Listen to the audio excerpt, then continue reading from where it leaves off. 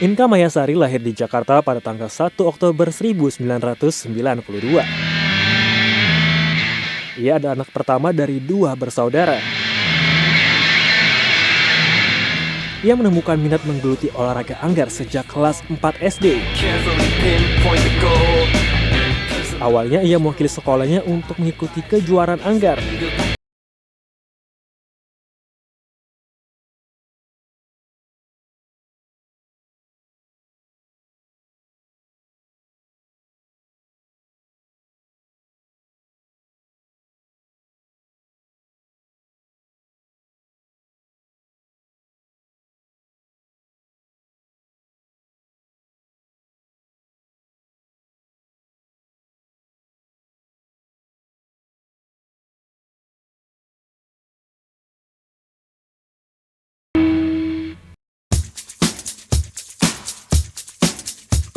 Kalau akhir ini sih sibuk kuliah ya karena udah semester 6. Terus terakhir ini sibuk ngikutin perlombaan mahasiswa berprestasi di kompetisi wilayah 3. Terus ya sibuk latihan juga sih. Kalau anggar mulai dari kelas 4 SD, terus sekarang semenjak masuk tim nasional, sekarang sih udah fokusnya ke pertandingan nasional saja. Cuman kalau latihan sih bisa dibilang latihan tiap hari, tapi banyak kan latihan sendiri karena kesibukan kuliah gitu. Ya, jurusannya sistem informasi, terus ngambilnya smart class. Karena awalnya SMA-nya di Gandhi Memorial International School, jadi kan gampang kalau Inggris, jadi ngambilnya smart class gitu. Dan sukanya IT, jadi terus katanya kan kalau sekarang kan bisnis lagi kuat, jadi ujung-ujungnya bisnis kan, jadi ngambil perantaranya di tengah-tengahnya ya SI gitu.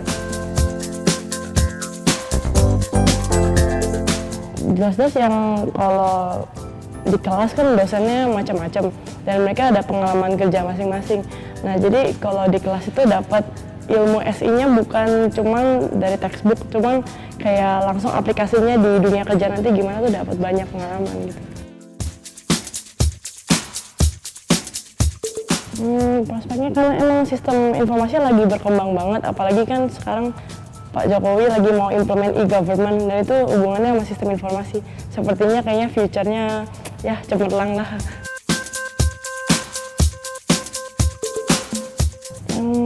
Menarik sih sepertinya punya pengalaman ngajar ya, karena sejak awal-awal sudah jadi mentor dan sejak semester 3. Jadi pertama kalinya ngajar orang akademis ya, dan itu ternyata seru juga gitu. Dan kayak sekarang setiap minggu ngajar gitar klasik di Bina Square sini gitu. Iya, main gitar juga. Oh, fencing, oke. Jadi nggak boleh fencing. Yang kedua pasti taekwondo. Taekwondo yang kedua. Kalau itu yang hobi ketiga itu main gitar kayak tadi aku ngomong. Terus yang pasti baca anime, manga itu pasti. Tiap minggu kalau ada update baru itu pasti download dulu. Itu sih kayak tadi, sebenarnya kalau disuruh ngomong sama orang sosialisasi itu mendingan menghindari sebenarnya sih. Tapi kalau emang ada kepentingan ya mau nggak mau gitu sih. Sukanya di kamar sendiri gitu. Kalau yang hangout ke gitu bisa tapi kurang nyaman sih kayaknya gitu. Itu sih.